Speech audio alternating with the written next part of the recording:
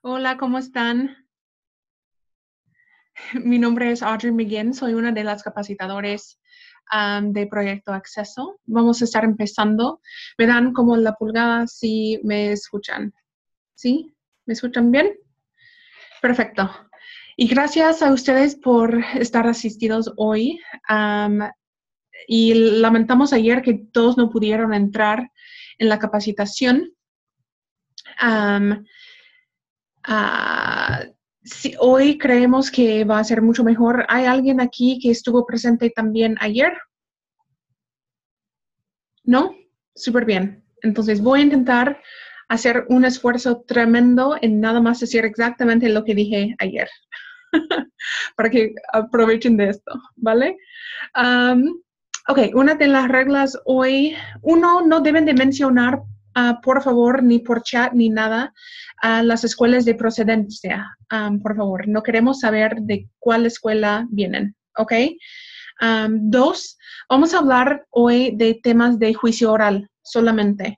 Entonces, les voy a dar como unos 5 minutos acerca de un tema en particular, como un resumen de las reglas, de las técnicas de juicio oral, y después les voy a abrir esto a preguntas, y las preguntas estarán escritas por chat, y voy a estar leyéndolos y contestando las preguntas después de la explicación breve. ¿Ok? ¿Entienden? Es demasiado complicado dar la voz a toda la gente o a algunos en particular.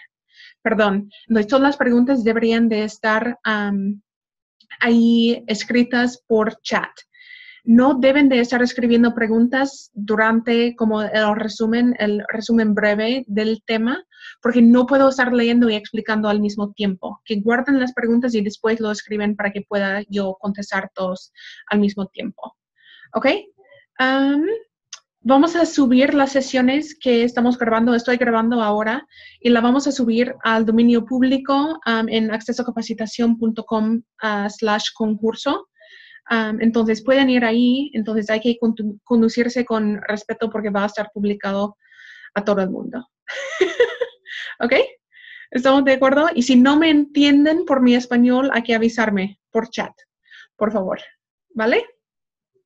Ok, entonces los temas de hoy serán teoría del caso, alegato de apertura, interrogatorio directo, contrainterrogatorio y alegato de clausura. ¿Ok?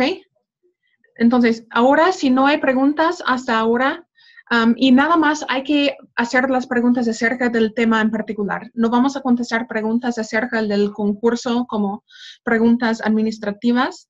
Nada más las preguntas acerca de las técnicas y el proceso de juicio solamente. ¿Ok? Todas las demás preguntas tienen que hacer por correo y vamos a publicar las respuestas en el sitio de web. ¿Ok? Si no hay preguntas, empezamos. ¿Sí? Perfecto. Gracias. Ok, empezamos con la teoría del caso. Entonces, ¿qué queremos de una teoría del caso? ¿O qué es una teoría del caso? Una teoría del caso es nada más nuestra idea de lo que pasó, ¿no? Y si somos fiscales, nuestra idea de lo que pasó obviamente es súper claro, ¿no? Si somos fiscales, obviamente, si voy a juicio, estoy acusando a una persona de haber cometido un crimen, obviamente mi teoría del caso es que sí lo hizo, ¿no? Entonces es bastante sencillo. Entonces, pero si soy defensa, mi teoría del caso puede ser un poco distinto. Uno puede ser como de mala identificación, que mi cliente ni estuvo ahí y por eso lo identificaron mal, si hay testigos que lo identificaron estar ahí en la escena. Dos, que sí ocurrió, pero, por ejemplo, en un caso de violación y mi defensa es sexo consentido, por ejemplo. Entonces, sí lo hizo, sí tuvieron sexo, pero fue con el consentimiento de la mujer o del hombre. ¿Ok? Y tres, sería duda razonable. Si no tengo otra defensa, mi teoría del caso es nada más atacar la credibilidad del fiscal y decir no hay evidencia contundente para poder condenar a esta persona más allá de toda duda razonable, lo que es su carga de prueba. ¿Ok?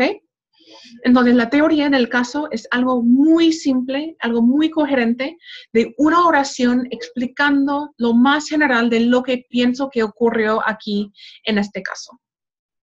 ¿Ok? Y cuando tengo como mi teoría ya implantada, después de leer la carpeta, ver los testigos, entrevistar a los testigos, ir a la escena, tomar fotos, entender lo que sí creo que pasó. Cuando tengo mi teoría del caso, por ejemplo, que mi cliente ni estuvo presente en la escena.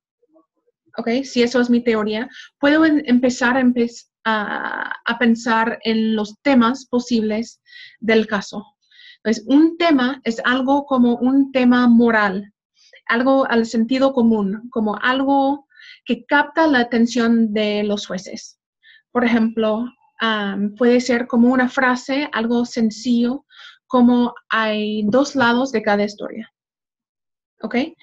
Si, por ejemplo, es la palabra de mi cliente en contra de la palabra de otra persona, pues siempre hay dos lados de cada historia o dos versiones de la misma historia.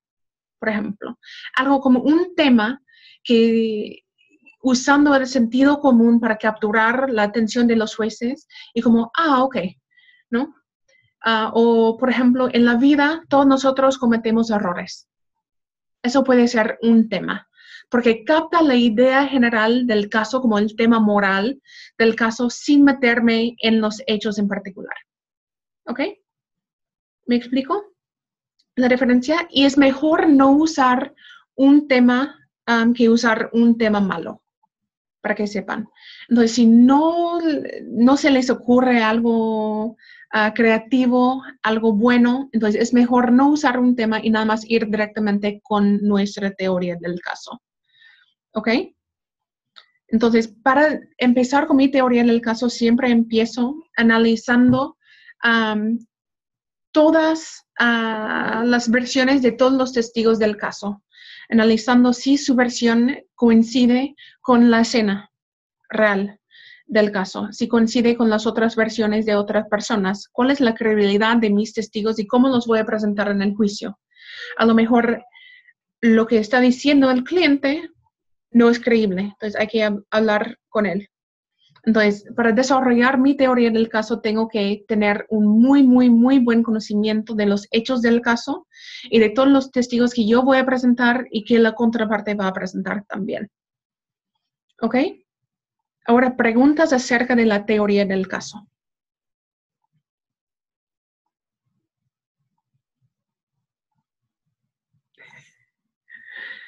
Nadie está escribiendo. Ya les expliqué todo demasiado bien y nadie tiene preguntas. ¿Puede variar la teoría del caso? Es una buena pregunta.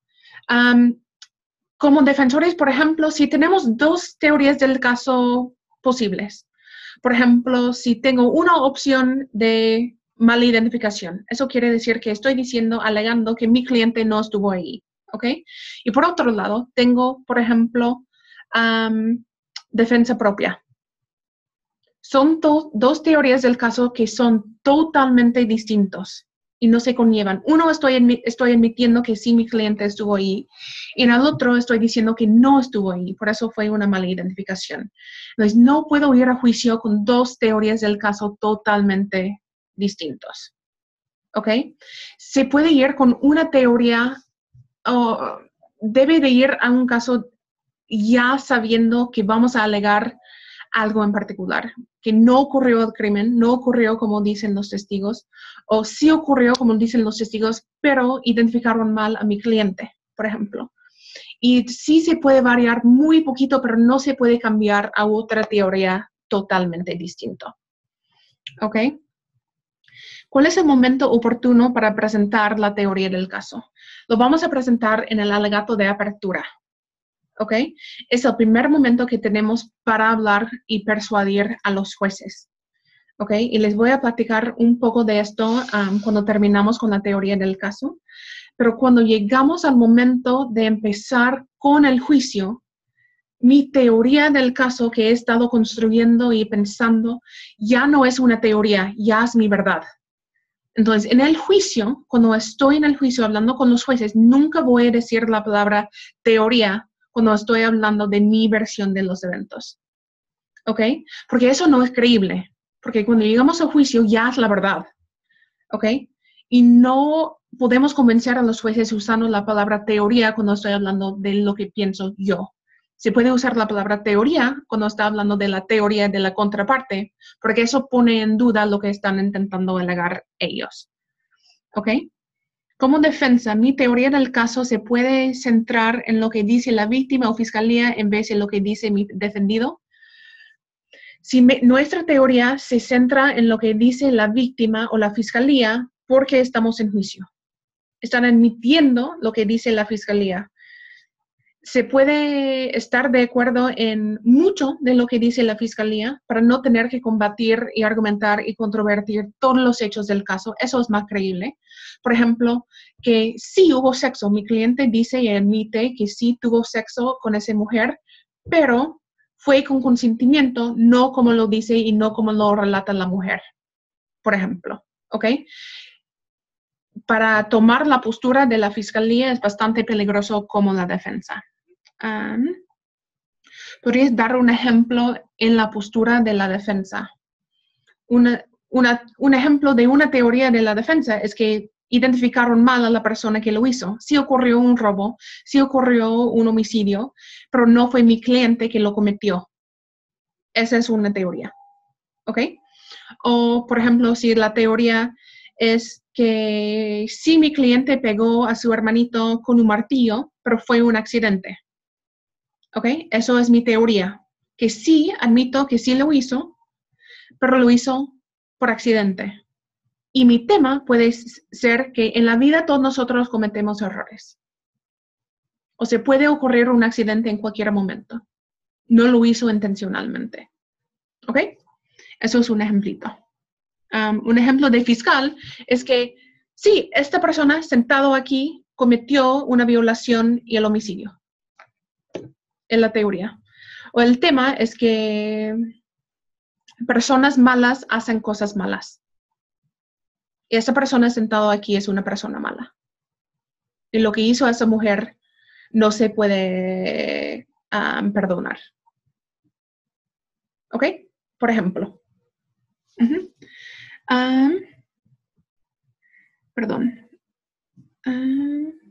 Estoy intentando leer, están escribiendo harto ahora.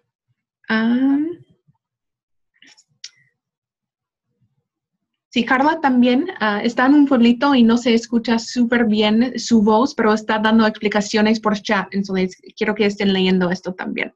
Carla es una de las capacitadoras que usamos mucho y es súper, súper conocida en todo México. Otra pregunta, ¿el Ministerio Público puede variar su teoría del caso? Pues la teoría del caso siempre del Ministerio Público es que lo hizo.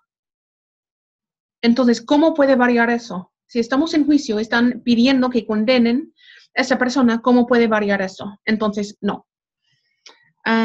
Como defensor, ¿qué tan factible o recomendable es manejar una versión alterna a la planteada por el imputado? Depende, porque nuestro trabajo como abogados es defender y ser la voz de una persona. ¿Ok? Entonces, lo que dice él, a lo mejor tenemos que trabajar con el cliente para encontrar la versión más creíble, pero si él dice que no estuvo ahí, no puedo llegar a juicio y decir que sí estuvo allí, pero fue defensa propia. ¿Ok? No puedo hacer esto. Entonces, hay que hablar con el cliente y ir con lo que está diciendo él o ella. La teoría del caso se tiene que basar solamente en los hechos, o sea, en lo fáctica que se menciona en la carpeta de investigación. Los hechos y lo fáctico es lo mismo. Los hechos es la parte fáctica de la carpeta. ¿Cómo fiscalía podemos clasificar el delito aunque la víctima señale otros? Sí. Ajá, eso es su trabajo como fiscalía. Ajá. En la teoría, perdón, cada vez que escriben algo nuevo, brinca al final y no puedo leer las demás preguntas, perdón. No estoy intentando brincar alguna pregunta a propósito, es nada más no lo puedo leer a todos.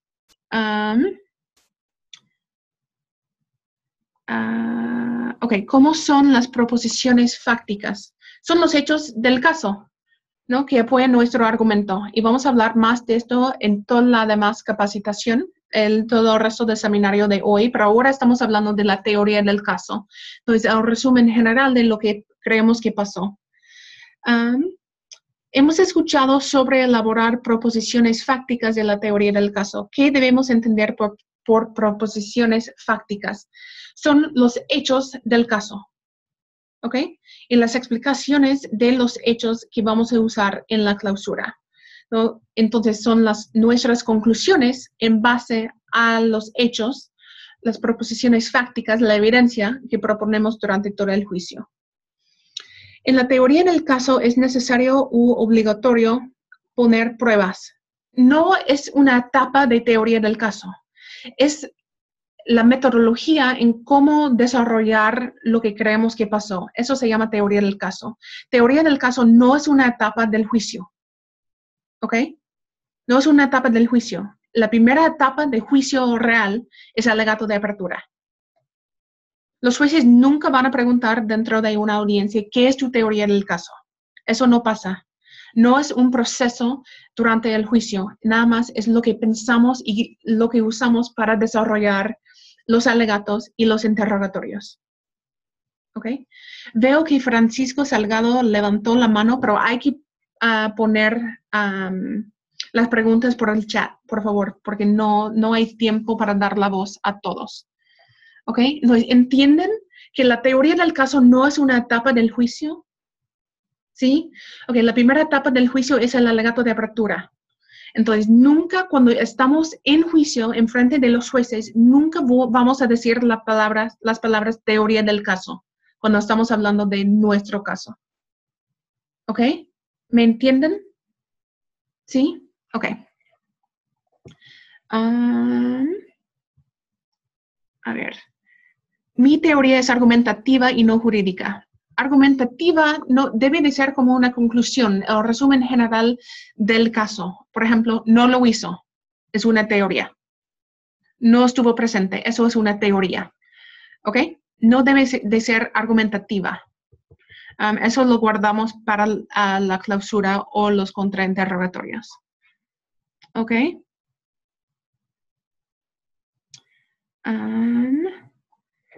¿Qué es lo que no debemos olvidar o qué es lo que es lo fundamental, aquello que impacte al juez? Eso es lo que vamos a hablar cuando estamos hablando de los alegatos de clausura. Es cuando armamos todo el caso entero proponiendo las conclusiones basados en los hechos que desarrollamos durante el juicio. ¿Ok? Entonces, acuérdame hablarles de esto si no les platico de eso cuando estamos hablando del alegato de clausura. A mí me gustaría saber de qué manera presentada su teoría del caso la Fiscalía. Se presenta la teoría del caso en el alegato de apertura, ¿ok? Nunca vamos a hacer como una presentación formal de la teoría del caso. Como repito, no es un proceso adicional al juicio. La teoría del caso es algo que nos guía durante todo el juicio cuando estamos desarrollando los alegatos, cuando estamos desarrollando los interrogatorios. ¿Ok? Es lo que siempre como es el base de todo el caso. No es un proceso adicional. Sí, si pueden leer la explicación de Carda aquí, o si los leo en voz alta, que la teoría del caso es una metodología que ayuda a generar a cada parte su versión de los hechos. Ese relato debe ser acorde a las proposiciones tácticas, fácticas, elementos jurídicos y probatorios. ¿Ok? No es un proceso adicional. Sí. Ok. Y como hemos usado 20 minutos para la teoría del caso, ahora vamos a cambiar al alegato de apertura. ¿Ok?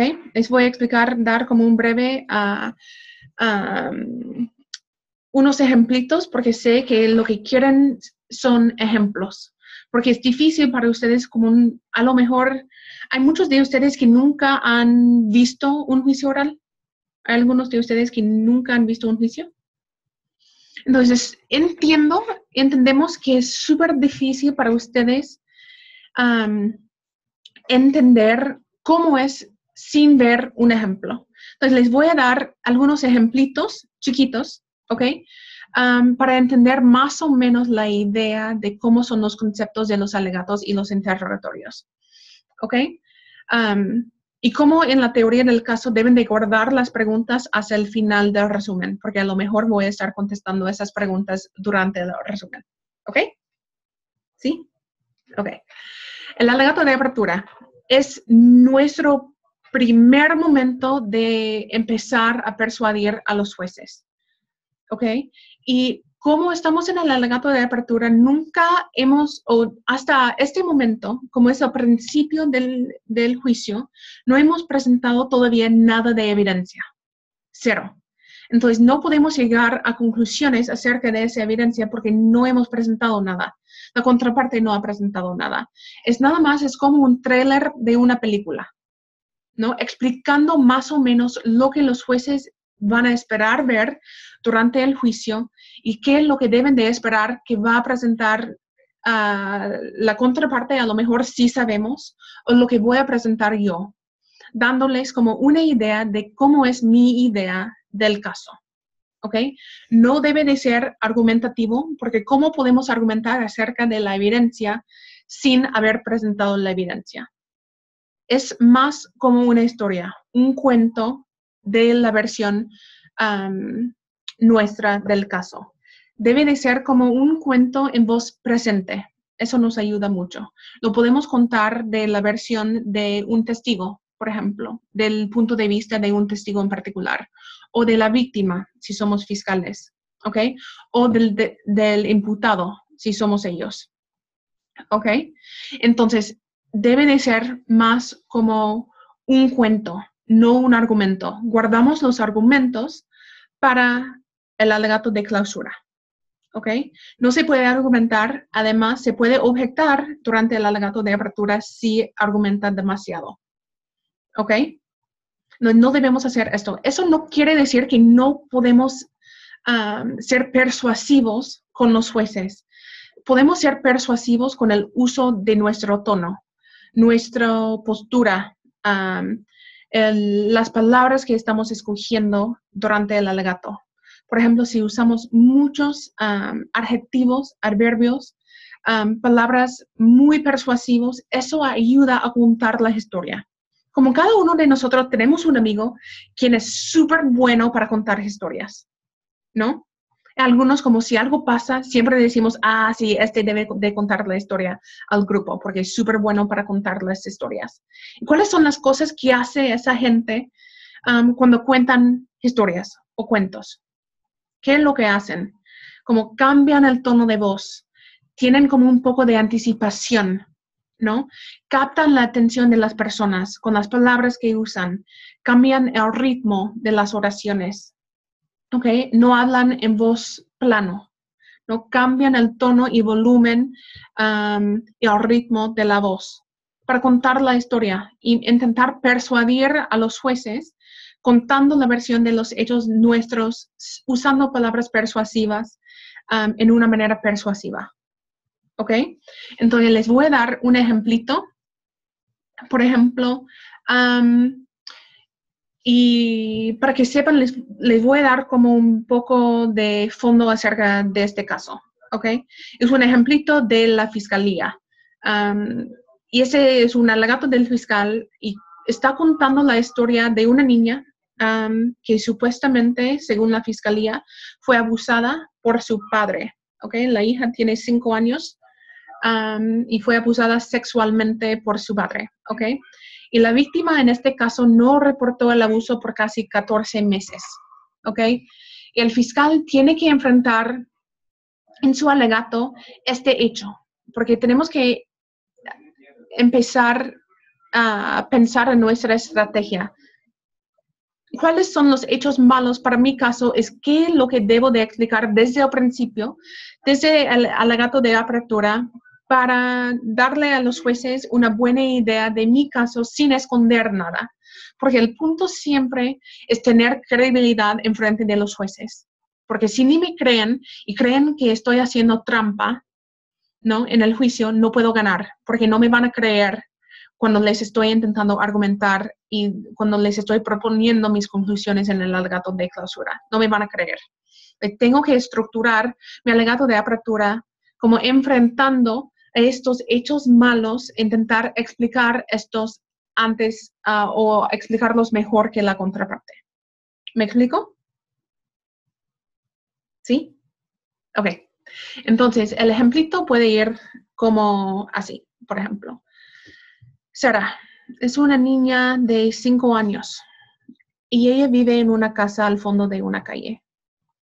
Esta casa que se queda ahí está alumbrada con muchas luces y cuando estamos parados ahí enfrente en la calle mirando hacia la casa, podemos ver la ventanita de Sarita. En la ventana hay una etiqueta de un arco iris y Sara lo puso ahí. Esta casa, en la mayoría de los momentos, es una casa feliz. Y si estamos mirando hacia esa casa, también existe la habitación de sus padres. No podemos ver esto desde la calle, pero ahí está. En esa habitación ocurren los tiempos malos. Sara sabe que no será un hogar feliz cuando su papá abre el closet y saca algo que le llamó el jugo amoroso. Sara les va a contar que esto sabe a fresa. Y cuando ella huele este jugo amoroso, ella sabe muy bien que no será un hogar feliz. No para nada. Van a aprender hoy en este tribunal que por todo el tiempo que Sara vivía con su papá, no cuenta a nadie acerca de este jugo amoroso. Es solo cuando se va a vivir con su mamá y su abuela, es cuando ella va a California, casi 14 meses después, que finalmente le cuenta a su mamá sobre lo que pasó de esos tiempos muy infelices. Su mamá nos va a compartir este momento y va a estar sentado aquí en esta silla y nos va a describir cómo su hija rompió en llanto ese día cuando le contó de esos momentos tan infelices. Sara tenía 4 años cuando primero supo del jugo amoroso. Su edad, cómo respondió y cómo fue afectada es sumamente importante entender en este caso. Van a escuchar el testimonio de un doctor González. Él es un especialista de víctimas de abuso sexual, especialmente en niños. El doctor González nos va a explicar por qué los niños jóvenes no comparten cierta información, a veces por años, especialmente cuando el abusador es un miembro de su propia familia. Dr. González nos va a ayudar a entender la inacción de Sara y cómo podemos considerar esto para determinar si su papá es culpable por el abuso sexual de Sara. ¿Ok? ¿Entienden más o menos y captan cómo es un cuento? Como no argumenté, pero están persuadidos, ¿no?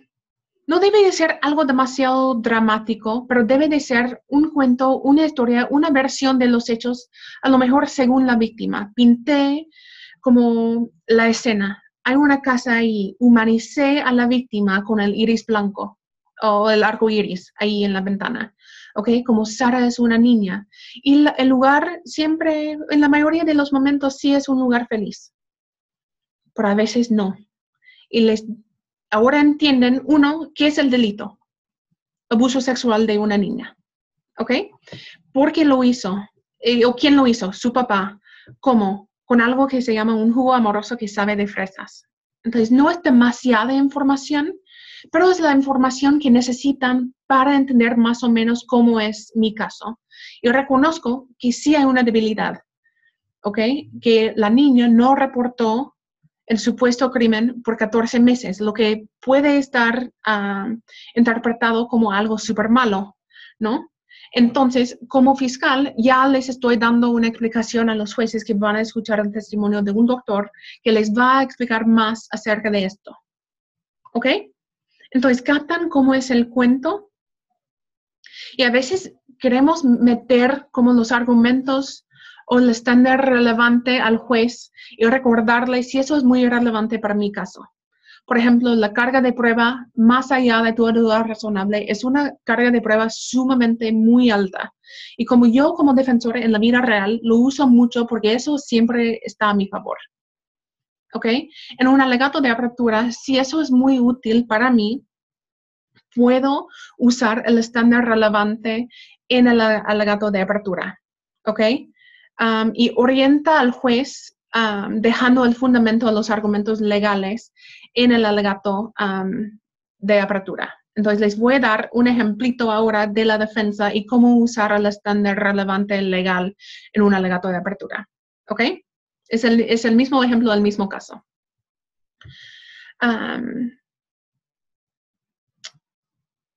Ok. El fiscal apenas se paró enfrente de ustedes y explicó que iba a cumplir con su carga de prueba hoy. Les quiero hablar de eso por un segundito. La ley en este gran estado, en nuestro país, es muy clara. La fiscalía tiene que probar más allá de toda duda razonable de todos los cargos para encontrar a una persona culpable de un delito. En un juicio penal, la carga de prueba siempre se queda ahí con ellos.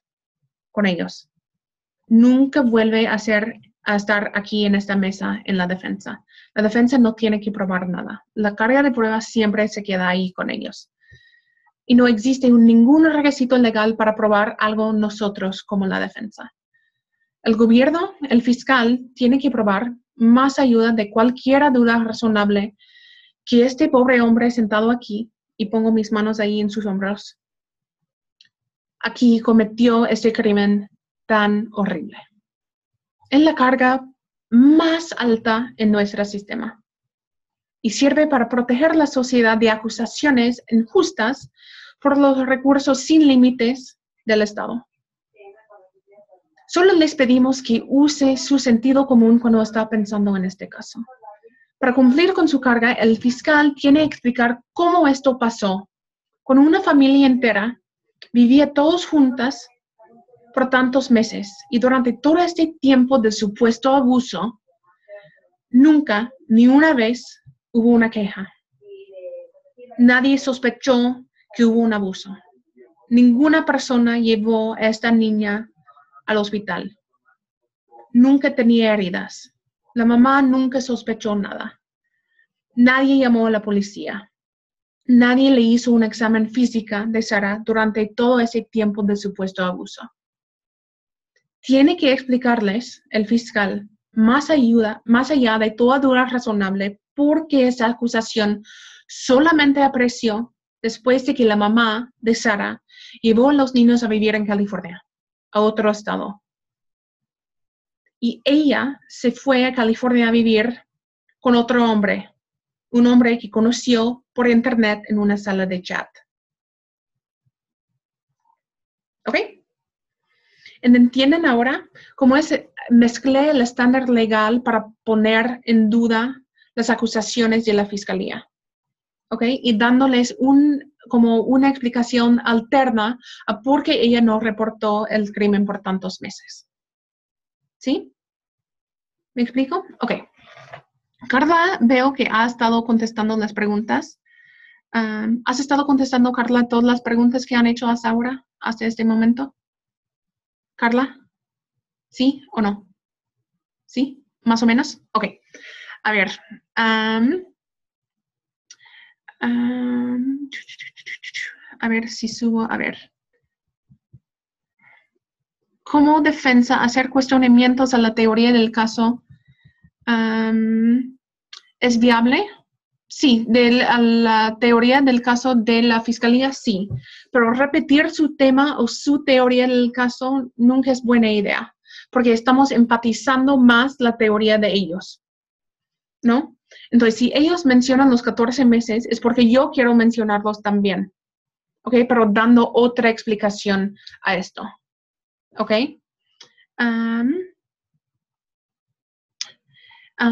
Vamos a decir, no vamos a demostrar que una persona es culpable o inocente o no, culpable o no culpable en un alegato de apertura porque no hemos presentado nada de evidencia todavía. En el alegato de apertura no se presenta evidencia. Lo que estoy diciendo como abogado no es evidencia, es argumento. ¿Ok? Entonces, antes de empezar con la evidencia, no se puede argumentar la inocencia o la culpabilidad realmente. Nada más lo pones en duda o enfatizas lo que vas a pedir al final del juicio. Al final del juicio, después de la presentación de toda la evidencia, nosotros como la Fiscalía estamos muy seguros que van a encontrar a esta persona culpable de abuso sexual de su hija, por ejemplo. ¿Ok? Vamos a pedir, por ejemplo, si es demasiado argumentativa y si nos objetan, podemos decir, en el juicio van a ver tal cosa. Durante los próximos días vamos a mostrar, la evidencia mostrará tal cosa. Porque eso ya no es evidencia, es nada más proponiendo lo que van a ver durante el juicio. ¿Ok? Debo repetir el tema de mi teoría del caso durante la exposición de mis alegatos de apertura. 1, no se puede repetir el tema o la teoría del caso porque todavía no lo han dicho. Les recuerdo que la teoría del caso no es un proceso aparte. Entonces, en el alegato de apertura vamos a decir la teoría del caso sin decir que es una teoría. Obviamente vamos a decir que este hombre fue identificado erróneamente. Esa persona ni estuvo ahí. Y vamos a poder probar esto por tal cosa. En la evidencia mostrará que no estuvo ahí, por ejemplo. Eso es la teoría. O si es el tema, voy a empezar, las primeras palabras que les voy a decir a los jueces, que es el tema. En la vida todos nosotros cometemos errores. Y en este caso, eso es lo que pasó. Este pobre hombre aquí cometió un error. No hizo un daño intencional hacia fulano de tal. ¿Ok? Entonces vamos a decir la tema y teoría del caso, pero no es una repetición porque todavía no hemos dicho nada. Sí, pero durante el alegato, sí, debemos repetirlo durante el alegato, al principio y al final. Vamos a empezar fuerte y terminar muy fuerte. Pues empezando con el tema o la teoría y terminando con esto también.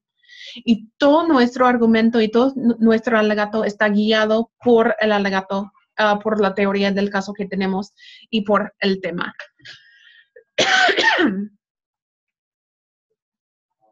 El tema, por ejemplo, en la vida todos nosotros cometemos errores. Estratégicamente, ¿puedo utilizarlo durante mi exposición? Sí, exactamente. Yo idealmente lo diría como las primeras palabras de mi alegato. Eso es lo que haría yo. Porque las primeras palabras del alegato no queremos gastar en como hechos no relevantes, como por ejemplo la dirección de la casa, la fecha cuando supuestamente ocurrió. Si eso no es importante, no llenamos la mente del juez con hechos que no son sumamente relevantes. Eso no es lo que queremos hacer. ¿Ok? Vamos a empezar con algo fuerte que capte la atención de los jueces. Nunca vamos a empezar con algo como, gracias a su señoría por estar presentes y por escucharnos hoy en tal día, su señoría tan honorable, ¿ok? Ya saben que son jueces. Ya saben, ya me presenté, ¿ok? Entonces, no son las primeras palabras que vamos a decir durante todo el día o durante todo el juicio, pero son las primeras palabras que vamos a decir acerca del caso al fondo. ¿Me explico? No tengo que presentarme, no tengo que darle las gracias, no tenemos que hacer esto. Hay que empezar muy fuerte con el tema o la teoría. ¿Ok? ¿Se puede empezar el alegato con una frase? Sí, se puede. Eso es lo que les sugiero, porque capta la atención de los jueces y después vamos explicando esto según nuestro cuento de lo que pasó. ¿Ok? ¿Me explico? Más preguntas. Mis ejemplos eran demasiado buenos y ya no tienen preguntas. Se recomienda un alegato de apertura en el cual se dé una frase a detalle a los hechos. Siempre tenemos que encontrar como el balance de demasiados hechos y los hechos insuficientes. porque queremos darles una idea de lo que van a ver durante el juicio. Pero, por ejemplo, siempre les doy el ejemplo de, por ejemplo, mi mamá siempre me está contando o intentando contar historias de personas que no conozco. Siempre. Y tengo una... Perdón. Es muy, muy difícil para mí seguir una historia con muchos nombres de muchas personas que desconozco en una historia muy larga. Entonces se confunde la persona con demasiado detalle, obviamente, porque los jueces no han leído nada. Es su primera impresión del caso. No conocen los nombres de las personas, no conocen las personas ni su testimonio, ni nada. Pero hay que darles los detalles suficientes para que entiendan más o menos, perdón, para que entiendan más o menos por dónde voy. ¿Ok? Pero hay un peligro de perder el punto con demasiada información. Entonces, por ejemplo, si estamos hablando de la policía, si hay varios policías, a lo mejor no queremos mencionar los nombres de todos, nada más vamos a decir, la policía les va a contar X cosa. ¿Ok? La evidencia mostrará que la policía hizo tal cosa, en vez de usar todos los nombres. ¿Ok? Por ejemplo. O si estamos hablando, si tenemos un testigo quien es cantinero, no vamos a usar su nombre porque se va a equivocar con todos los nombres del caso. Entonces vamos a decir nada más un cantinero nos va a contar tal cosa. O no vamos a mencionar la dirección de una casa si no es relevante, la fecha si no es relevante. Entonces, ahí existe siempre un peligro de perder el punto con toda la información del caso. Vamos a escoger los detalles que más me ayudan para establecer mi teoría del caso. ¿Ok? ¿Cómo se deben exponer las debilidades de nuestra teoría del caso? Explicando que sí existe así un hecho, pero dando nuestra explicación acerca de este hecho. ¿Ok? Por ejemplo, la fiscalía, como en mi ejemplo, reconoce que en los 14 meses se puede ser visto como una debilidad de su caso. ¿Ok? Y la defensa va a usar estos 14 meses para explicar que la chica está inventando esto ahora después de estar con su mamá y su abuela. ¿Ok? Y la mamá a lo mejor le influyó mucho en su testimonio porque se fue a vivir con otro hombre, ahora está inventando cosas para sacar a la papá de la vida de ellos. ¿Ok? Entonces, la fiscalía presenta estos hechos que sí ocurrió, ella cuenta su versión de los hechos 14 meses después del evento. ¿Ok? Pero ahí tengo un doctor que puede explicar por qué eso pasa a veces con los niños jóvenes. ¿Ok? Si es necesario establecer el delito, la teoría jurídica. Sí, es importante reconocer cuál es el delito de lo que estamos acusando, pero a lo mejor en este momento no es necesario tanto establecer todos los elementos del delito. Mencionar de qué se acusa. Ok. Ok. Ahora pasamos a los interrogatorios directos. Bueno, una última pregunta. ¿Es recomendable admitir los puntos débiles de su teoría del caso? Depende. Si podemos enfrentarlos y no queremos ver cómo los abogados que están escondiendo los hechos, porque siempre la meta es convencer al juez. Es la meta del juicio oral, ¿no? No quiero que el juez esté pensando que estoy intentando esconder información o que estoy haciendo trampa. Entonces, a lo mejor si es un hecho malo para mi caso, una debilidad, quiero enfrentar esto desde el principio para decir como, oigan, estoy jugando por las reglas, reconozco que esto existe, pero, y después doy una explicación acerca de este hecho. ¿Ok? Ok. Pasamos ahora a los interrogatorios directos. El interrogatorio directo es cuando se usa con nuestro propio testigo. ¿Ok? Y se usa directo de una manera muy abierta, con preguntas abiertas que empiezan con quién, cómo, cuándo, ¿Por qué? Explícame más acerca de esto. Descríbeme tal cosa, ¿ok? Para sacar la información de nuestro testigo. Como es nuestro testigo, queremos darle credibilidad, ¿no? Entonces, queremos hacer preguntas abiertas para que ellos nos relaten su versión de lo que pasó. Empezamos el directo siempre acreditando al testigo. ¿Quién es? Porque los jueces deben de creer lo que está diciendo esa persona. ¿Ok? Porque los jueces obviamente no conocen a esa persona, nunca lo han visto, no tienen ninguna razón para creer lo que ellos están diciendo. Entonces, tenemos que empezar siempre con la acreditación de nuestro testigo en el interrogatorio directo. Y lo hacemos con, por ejemplo, si tiene un buen trabajo, si tiene responsabilidades en el trabajo, si no tiene antecedentes penales, etc.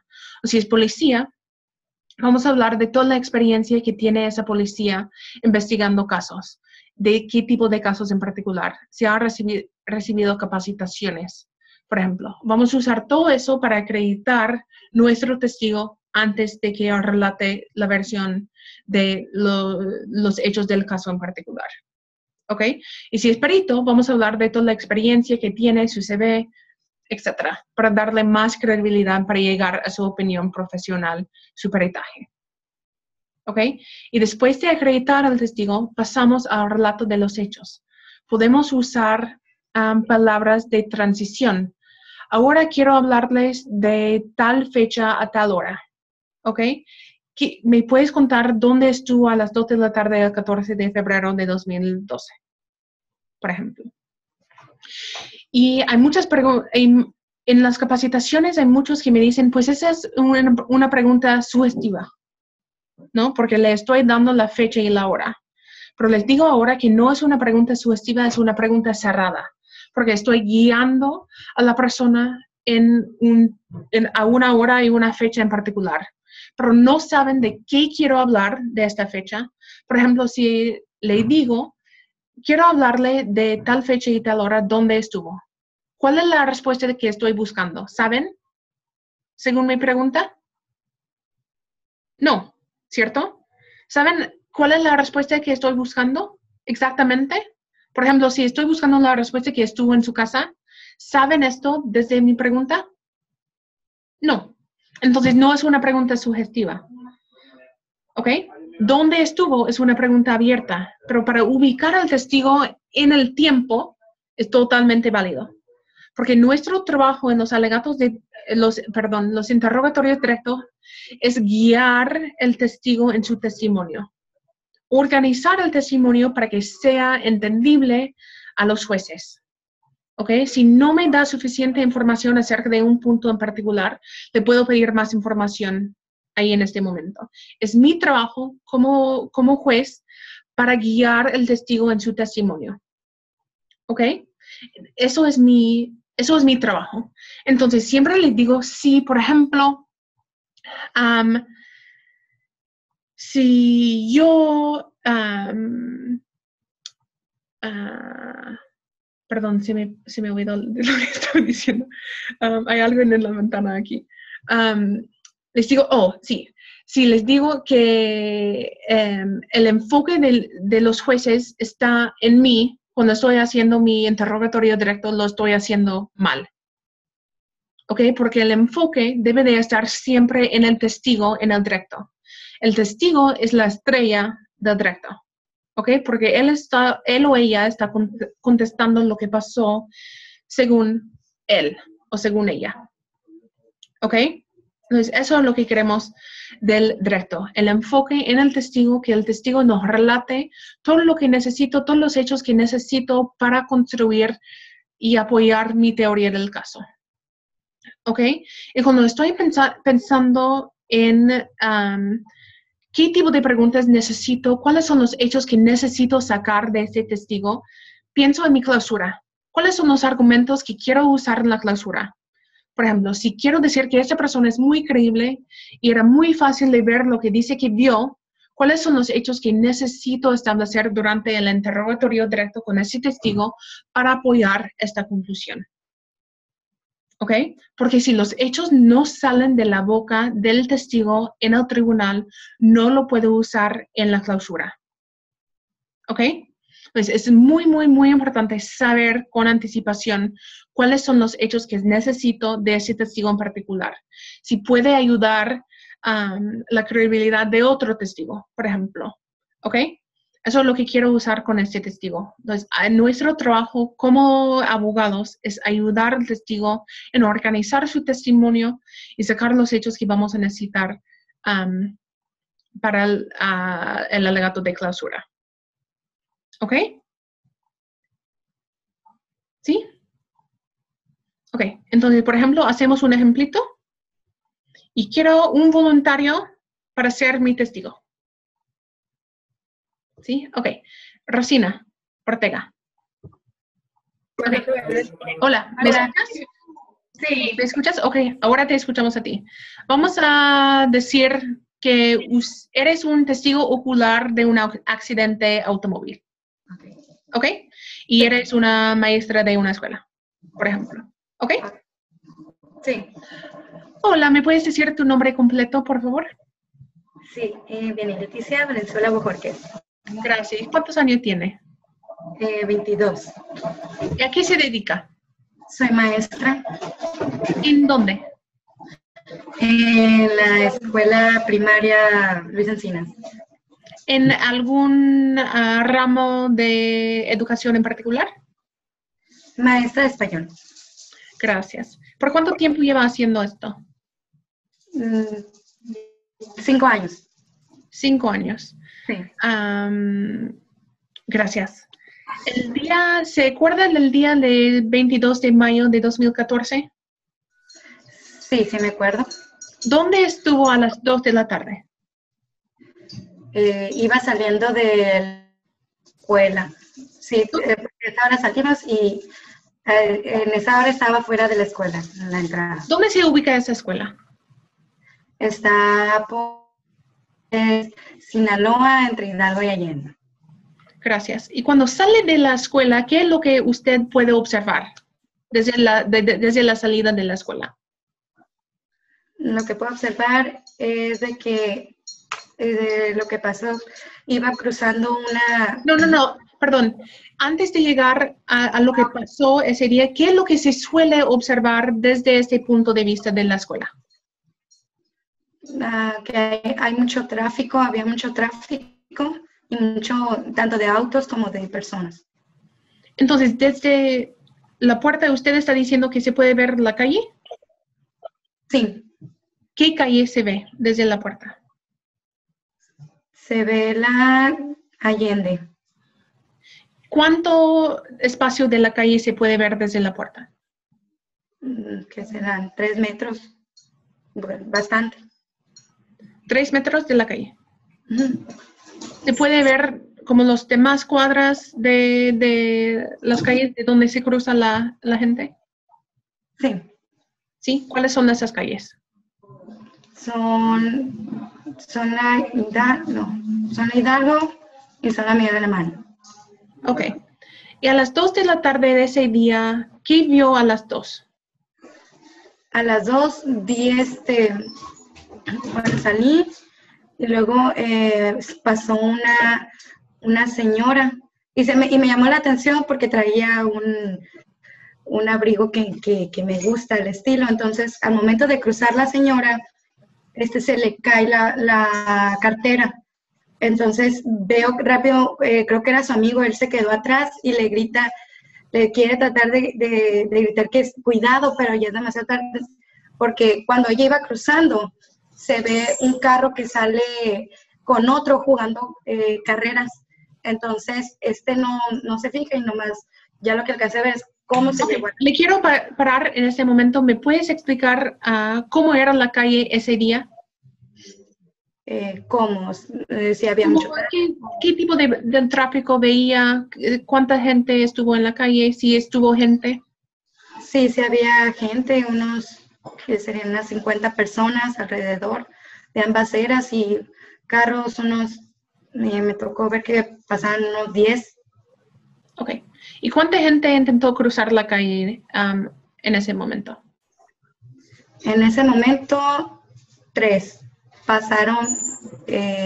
Primero pasaron 2, una señora con su hija, y es cuando ya iba pasando la muchacha a la que atropellaron.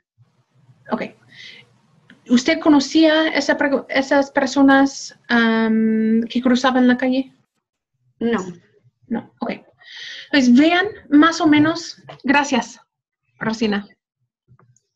La meta es establecer su credibilidad y 2, establecer la escena.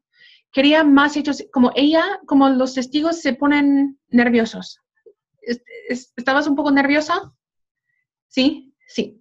Ok, entonces siempre quieren brincar al punto final que una persona se atropelló a otra persona. ¿Ok? Entonces, pero yo como abogado necesito establecer la escena. ¿Ok? Entonces, ¿cómo era la escena normalmente? ¿Cómo era ese día? ¿Qué es lo que vio? ¿Cómo era la escena ese día? Etcétera, antes de llegar al momento de impacto. ¿Ok? Están diciendo que algo fue sugestiva y sí, porque no me estaba dando las respuestas que quería. Entonces, para guiarla un poco, se puede cerrar esas preguntas. No creo que fue sugestiva, pero fue un poco cerrada para guiar al testigo en su testimonio. ¿Cómo era la calle? Si estuvo personas ahí presentes, ¿cuántas personas? Por ejemplo, porque me preguntó porque no hice muy clara la pregunta. ¿Ok? Más o menos, así es, porque según esto no saben si gente estuvo ahí, cuántas personas hay. Entonces, si le pregunto cuántas personas estuvo ahí en la calle, me puede contestar porque es una pregunta abierta. ¿Ok? Se puede guiar al testigo repitiendo los hechos que narra. Sí, pero eso es un poco enfadoso si lo hacemos durante todo el directo. ¿Ok? Pero si es un hecho clave, lo voy a repetir. ¿Ok? Por ejemplo, si es muy importante para mi caso que hubo mucha gente en la calle ese día, cuando ella dice que sí hubo muchas personas ahí en la calle, 50 personas, dijiste, ¿no, Rosina? ¿Sí? Entonces, si eso es importante para mi teoría del caso, por ejemplo, voy a repetir, ok, 50 personas en la calle. Ok, entonces, ¿eso es mucho para las 2 de la tarde? ¿No? Entonces, yo repito esto, pero siguiendo con mi plan. En el interrogatorio directo, si se deje hablar mucho al testigo en razón de una pregunta. No, por eso la corté, porque me iba a contar toda la historia al mismo tiempo, pero yo quiero estar desarrollándolo punto por punto. Y por el nerviosismo, como hizo Rosina, gracias por un ejemplo tan bueno, ¿ok? Siempre quieren contar todo tan rápido para poder terminar, ¿no? Porque ellos piensan que quiero llegar al momento de oro, ¿no? El impacto. Pero yo como abogado necesito establecer la escena. Tenemos que ir paso por paso, entonces si me está contando demasiado, le tengo que parar, como hice.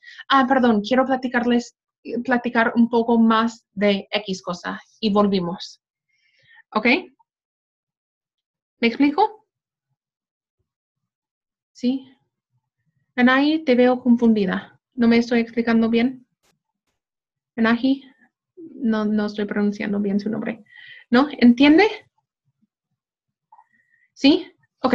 Entonces, nada más estamos ayudando a la persona a contar su versión de los hechos, pero yendo paso por paso, desarrollando el detalle que necesito para establecer la escena de los jueces, porque los jueces no estuvieron ahí. No saben cómo es la intersección, cómo es la calle, de cómo es la escuela, de cómo viste esto tú, por qué lo viste tan bueno y por qué eres creíble. Tengo que establecer todo eso durante el testimonio paso por paso. ¿Ok? Pues mi trabajo es organizar el testimonio del testigo. ¿Qué técnicas de litigación son recomendables si el testigo no responde o responde parcialmente a las preguntas? Hay que seguir con las preguntas, ¿no?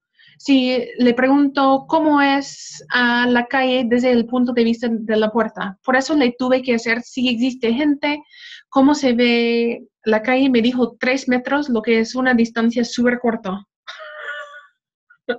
¿Ok? Entonces, si se ve 3 metros de la calle, es como una persona alta, pero no es mucho. Entonces, el accidente ocurrió aquí. iba a ir desarrollando esto con ella después, porque obviamente vi que estaba nerviosa, entonces pasé otra pregunta sacando los detalles como generales de cómo era la calle en particular. Entonces hay que seguir con las preguntas. Si contesta parcialmente, hay que hacerle más preguntas. Eso es nuestro trabajo como abogados. Y como por ejemplo, si dice que no se acuerda, por ejemplo, eso es una técnica de apoyar memoria. Y eso enseñé a sus asesores. Está en la carpeta, el manual de las capacitaciones que entregamos a sus asesores durante las capacitaciones en vivo. Entonces, si tienen preguntas acerca de esto, pregúntenles a sus asesores porque ellos tienen los pasos de apoyar memoria, lo que solemos hacer en el directo. ¿Ok? Si queremos evidenciar contracción, eso tendría que hacer en el contrainterrogatorio. No queremos evidenciar contracción con nuestro propio testigo.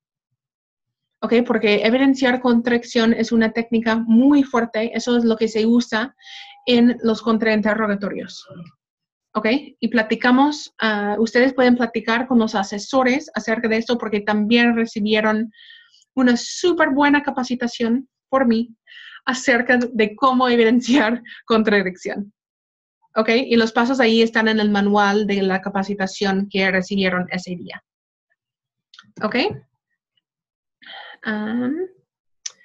Y cuando estoy haciendo el interrogatorio, ¿puedo hacer mención a algo que esa persona ya mencionó en su testimonio antes de lo que diga en su interrogatorio? No entiendo, porque la primera vez que va a hablar esta persona es en el interrogatorio directo. Entonces, las declaraciones no valen hasta que se le olvide o haya una contracción. Entonces, en el juicio oral, está contando todo lo que pasó, no lo que dijo en la declaración. A lo mejor la información es lo mismo, pero lo está contando de punto de vista como de la primera declaración. No está contando lo que vio, no lo que dijo en la declaración. ¿Ok? No quiero escuchar mención de la declaración, especialmente en el directo. ¿Ok? Entonces, es la primera vez que está testificando, estamos escuchando su punto de vista. Entonces, no podemos hacer referencia con lo que dijo antes porque es la primera vez que está testificando. Al momento de exhibir un documento, perdón, ¿dónde está?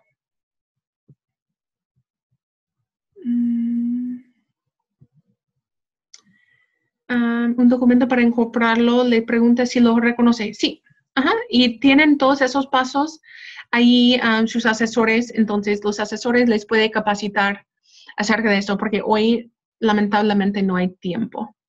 ¿Ok?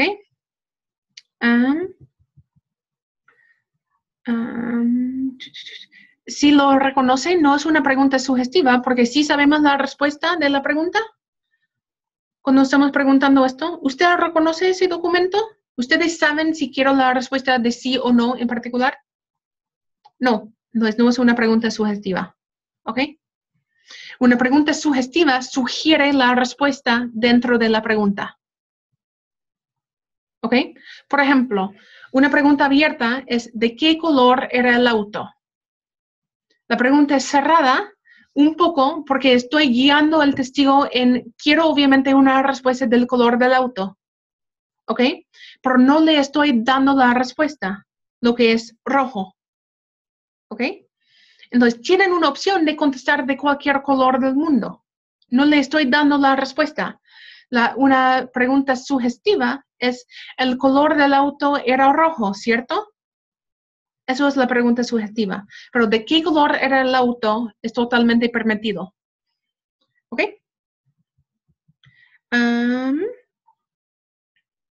Sí, exactamente. El coche era rojo, ¿cierto? Es una pregunta sugestiva. Exactamente. Eso es lo que vamos a hacer en los contrainterrogatorios.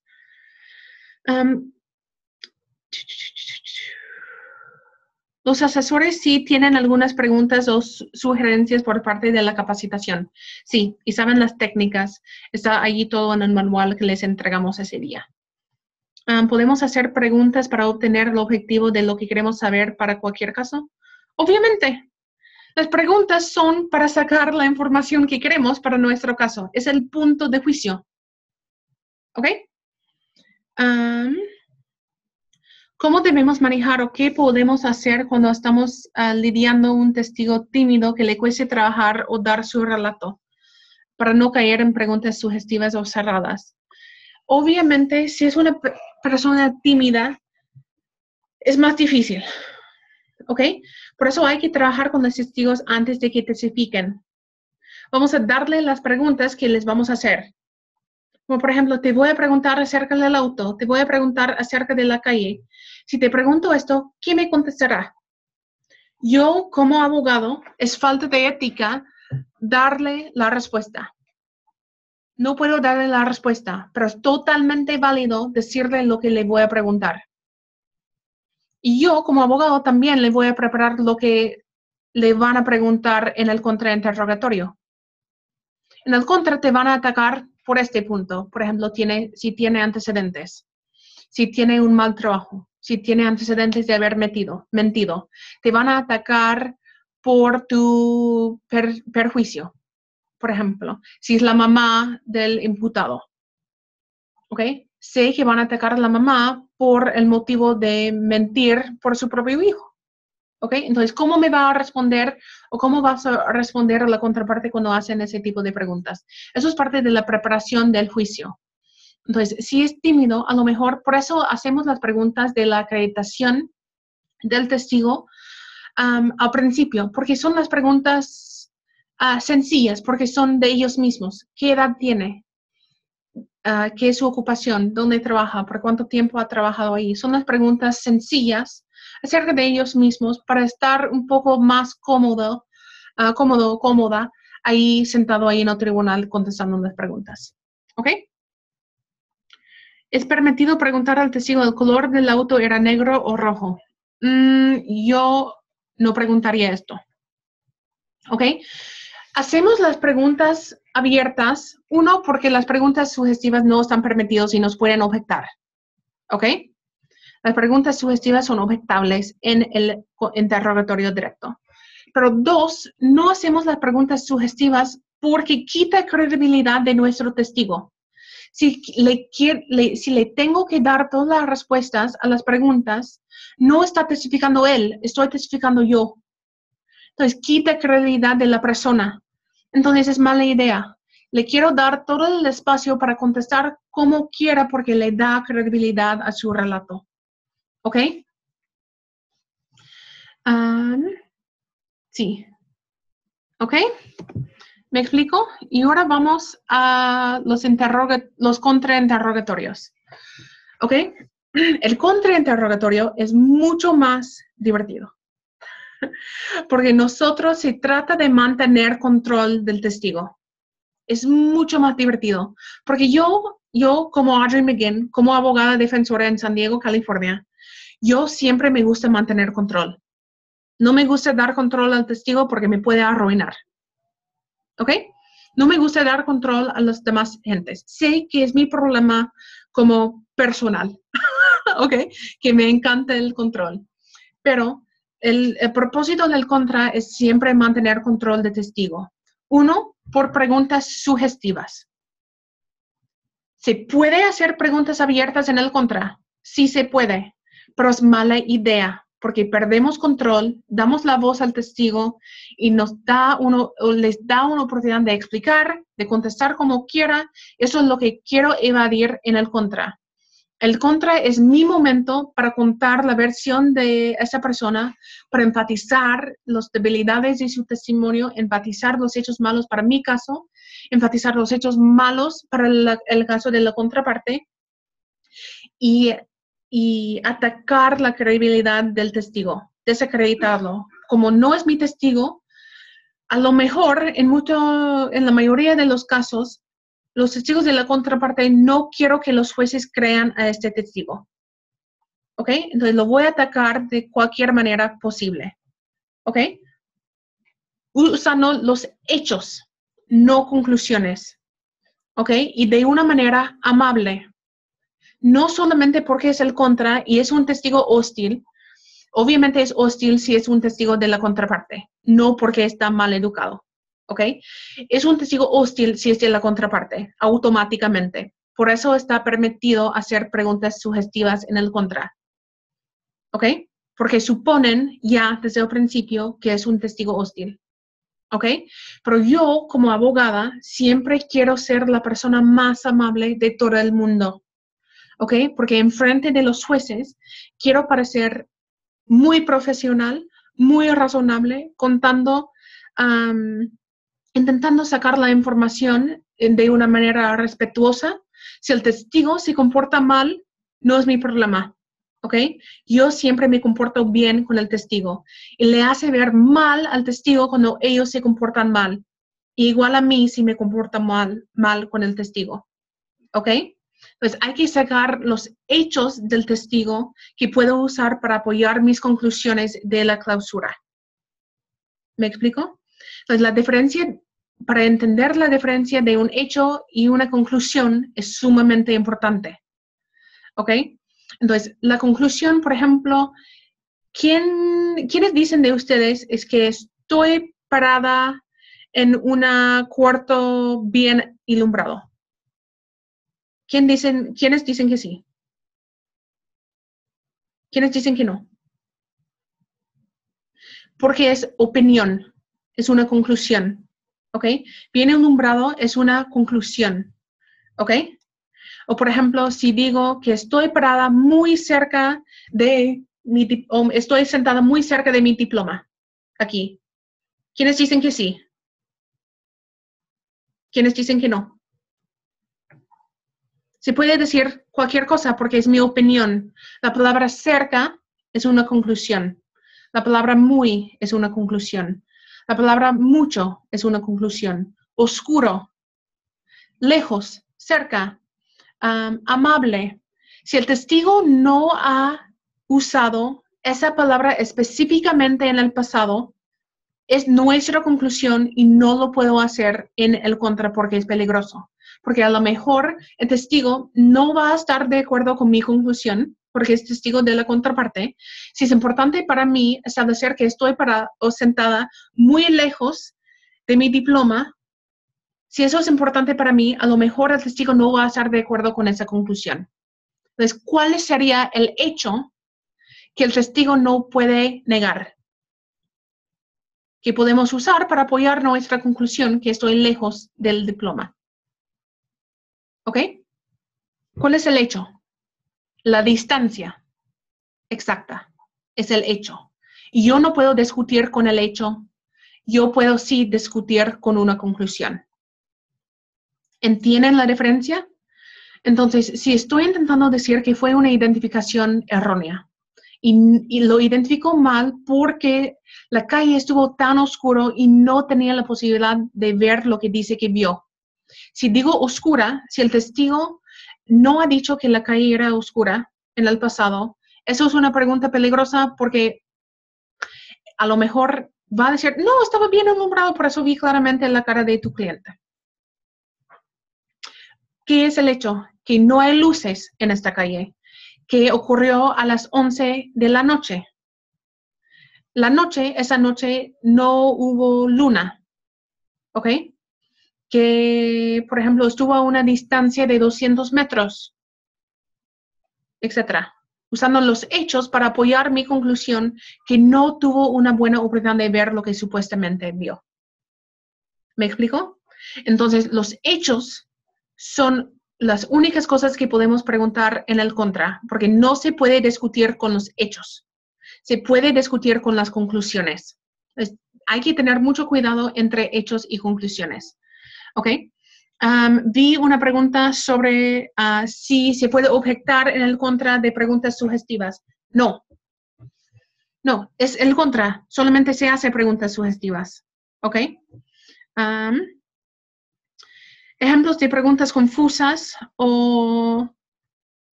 confusas o engañosas, por ejemplo. Si sé que la escena ocurrió en la calle principal o la calle Insurgentes, por ejemplo.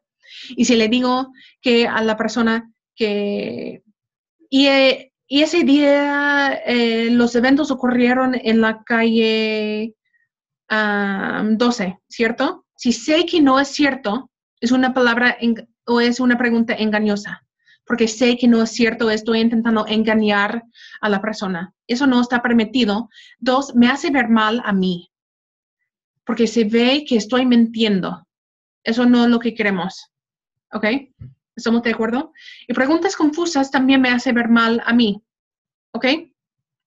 Porque mi meta no es confundir al testigo. Mi meta es sacar los hechos que me apoyan en mi alegato de clausura y nada más.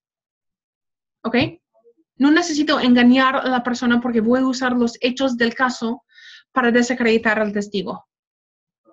Siempre soy la persona más profesional en el tribunal, porque si los jueces creen que estoy haciendo trampa, estoy intentando engañar a los testigos, van a pensar que estoy intentando engañar a ellos también.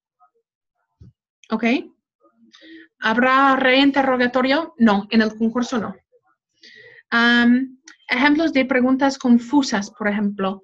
Si ni entienden la pregunta, es una pregunta confusa. ¿Ok?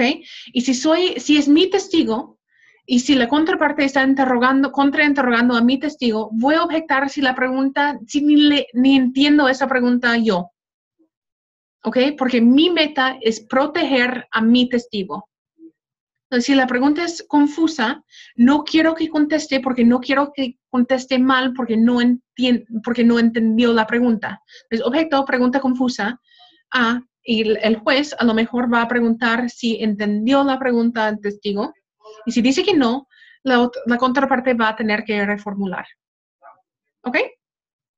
O si la pregunta es compuesta, voy a objetar porque no quiero que esté confundido el testigo. ¿Ok? La meta es proteger el testigo en ese momento. Okay. Otras preguntas acerca del contra. ¿Algún modo al interrogado que limite su respuesta de alguna forma? Sí, con las preguntas. Limitamos las respuestas haciendo preguntas sugestivas. ¿Ok? Por ejemplo, si hago ¿quieren un ejemplito del contra para evidenciarlo con el directo? ¿Ok? Por ejemplo, hacemos los mismos hechos que relató Rosina. ¿Ok? En su directo. ¿Ok? Y ahora estamos haciendo el contra de Rosina de lo que pasó ese día. ¿Ok? ¿Y quién quiere ser Rosina en este ejemplo?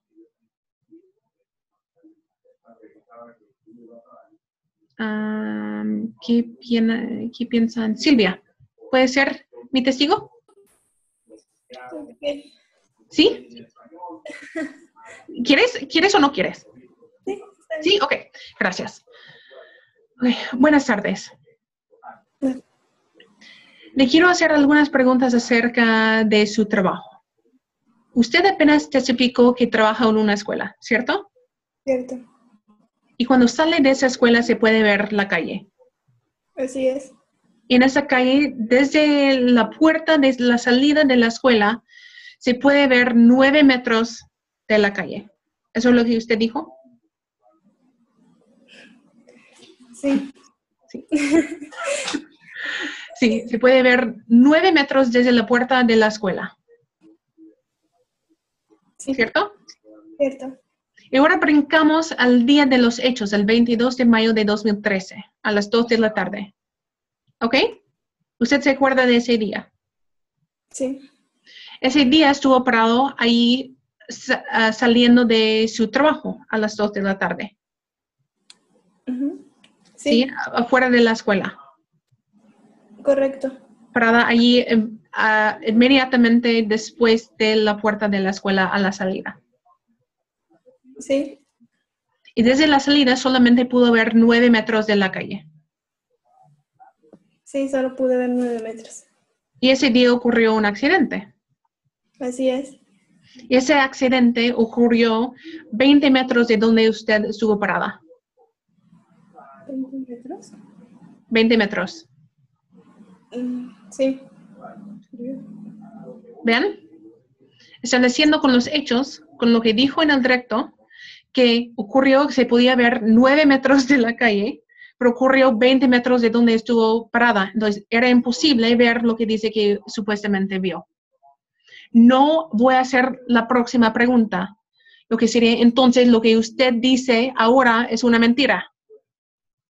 ¿Ok? Porque obviamente va a decir que no. ¿Ok?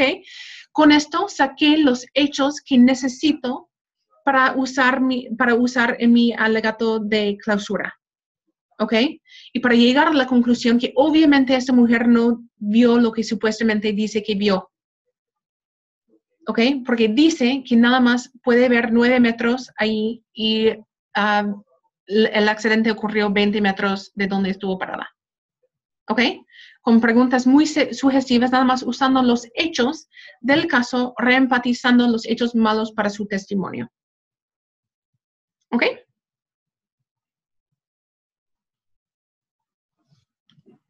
A ver.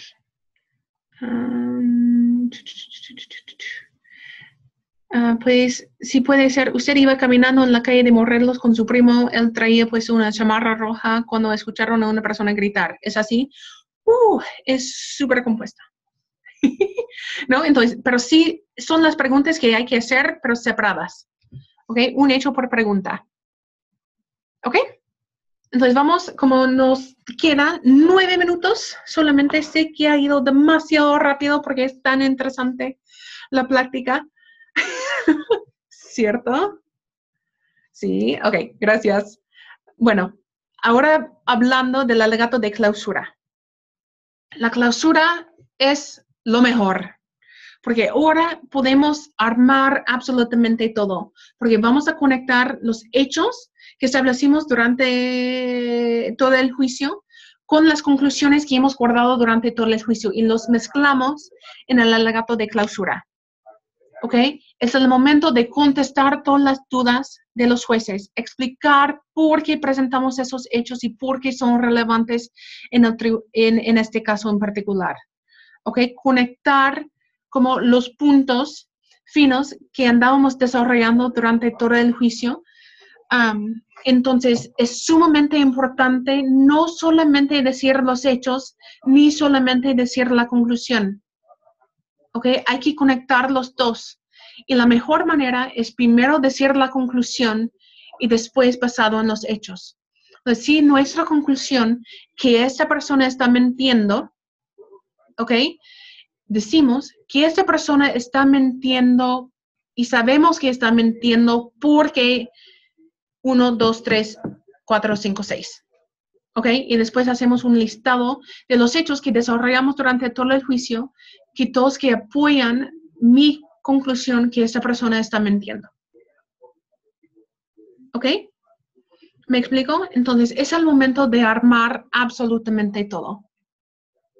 Ir fácticamente, ir cronológicamente a lo mejor, estableciendo los elementos jurídicos. Por ejemplo, si somos fiscales, como tenemos la carga de prueba, vamos a establecer los elementos del crimen y ir paso por paso porque he probado cada elemento del crimen para poder encontrar a esa persona culpable, ¿no? O como defensa, a lo mejor nada más, si tengo, por ejemplo, si tengo un problema de un paso en particular, ¿ok? Por ejemplo, un elemento en particular. Si no estoy intentando refutar 3 de los elementos, pero uno sí, porque como defensa solamente necesito refutar uno.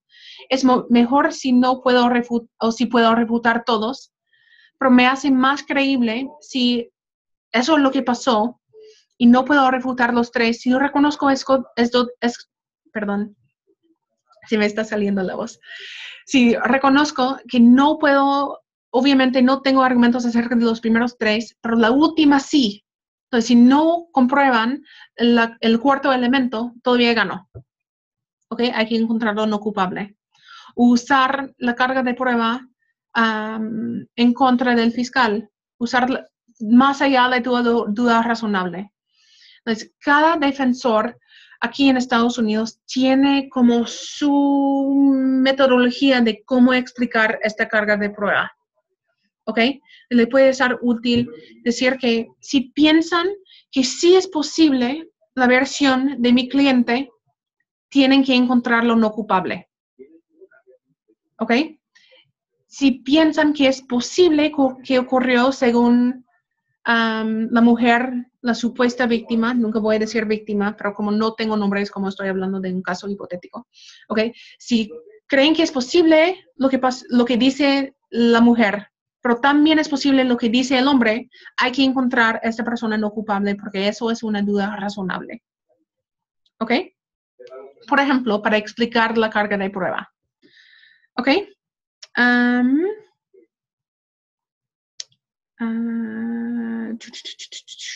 Entonces es el momento de armar absolutamente todo y se puede hacerlo con un poco de drama, haciendo los mapas, croquis, fotos. Siempre en la clausura, los fiscales aquí, por ejemplo, todos mis casos son de homicidio o de abuso sexual o de violación. Son casos súper fuertes, ¿ok? Y siempre los fiscales usan las fotos de las víctimas.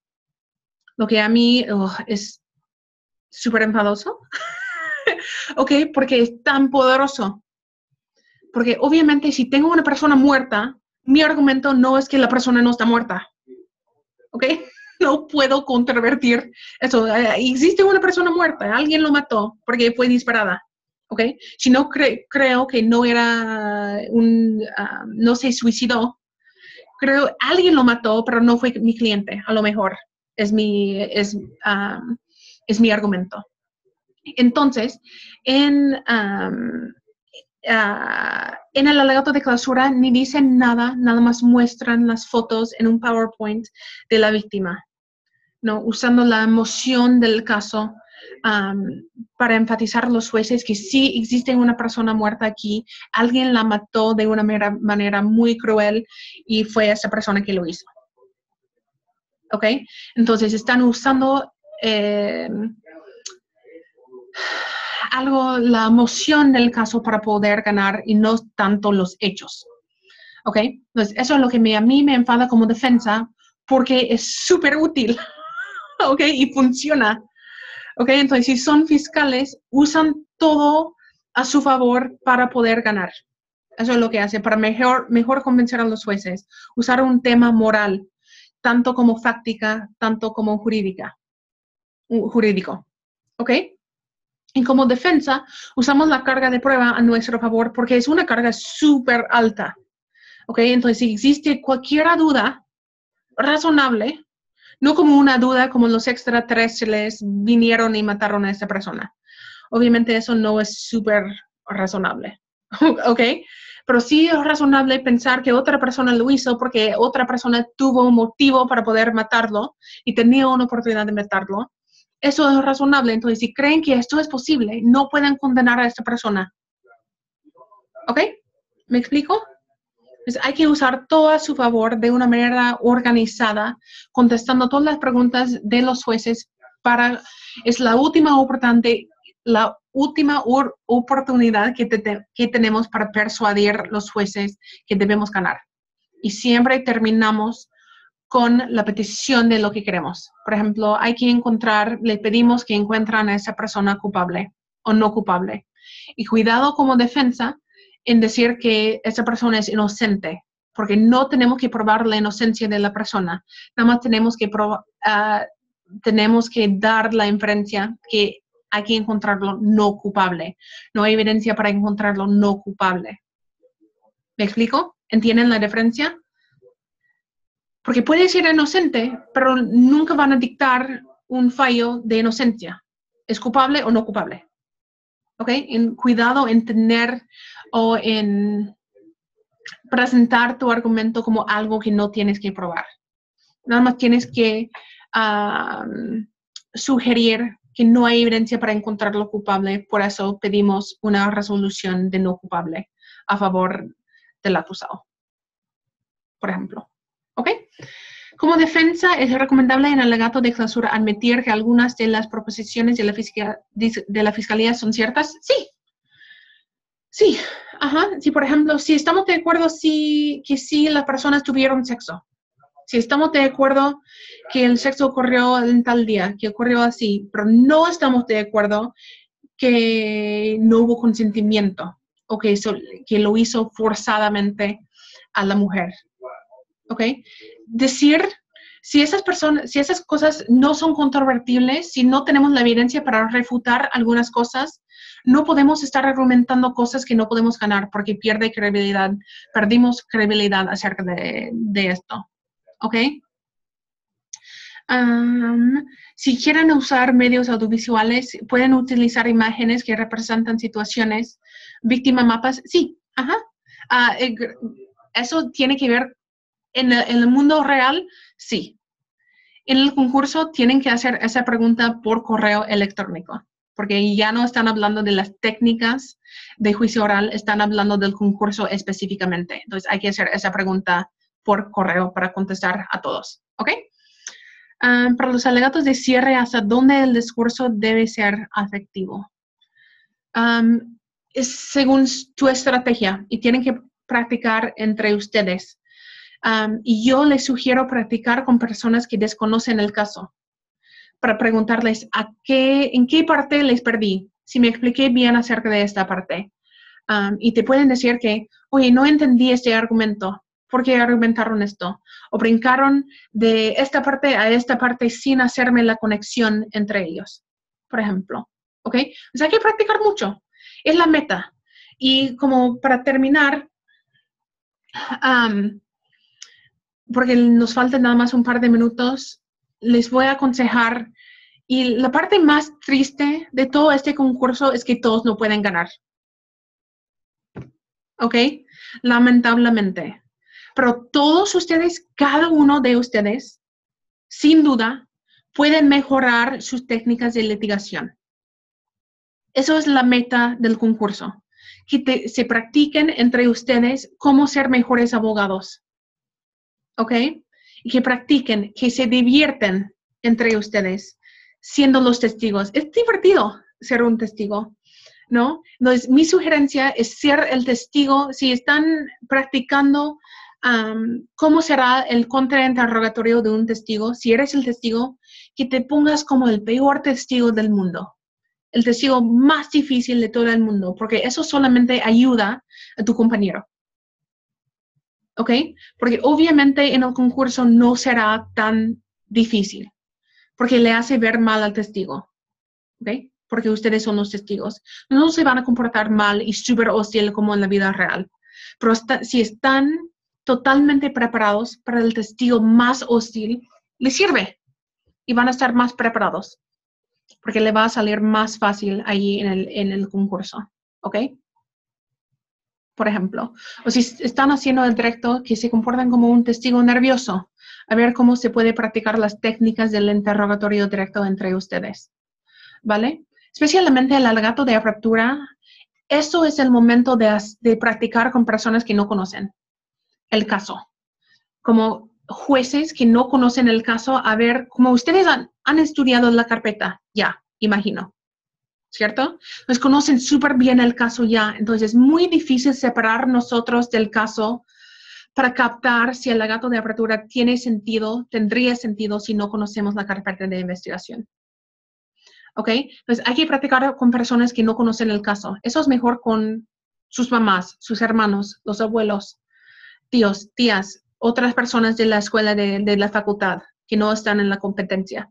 ¿Ok? Hay que practicar enfrente de ellos. Si captan de qué se trata el juicio, si entienden más o menos de qué se trata el juicio, quiénes van a testificar, qué es mi teoría del caso, qué estoy intentando argumentar desde el principio, si captan todo eso sin tener ningún conocimiento de los hechos. ¿Ok? Hay que practicar y divertirse. Y la verdad es que les deseo mucha, mucha, mucha suerte. Sé que todos van a ser excelentes litigantes porque les he capacitado yo. ¿Ok?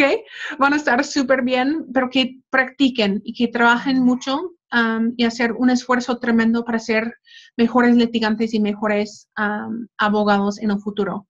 Porque la verdad es que con la reforma y el sistema nuevo está en sus manos. no están en las manos de los viejos porque no captan. Los he estado capacitando por años y no entienden porque están demasiado metidos en el otro sistema. Pero ustedes no, ustedes son el futuro. El cambio realmente empieza con ustedes. ¿Ok? ¿Ok? ¿Preguntas? Una última pregunta. Si se recomienda moverse mucho por la sala al momento de dar los alegatos, hay que mover con propósito.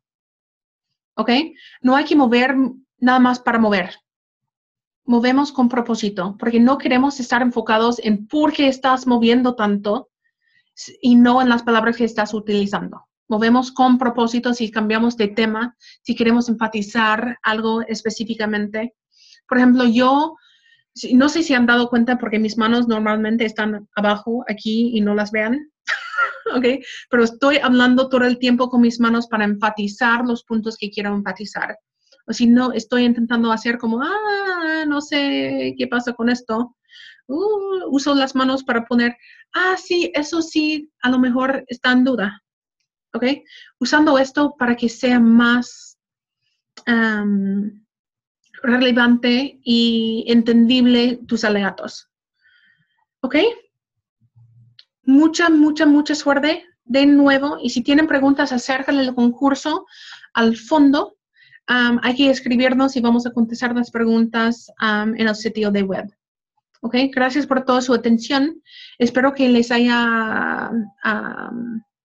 informado de las técnicas de litigación y todo. Y nos vemos en los regionales. ¿Ok? Mucha suerte.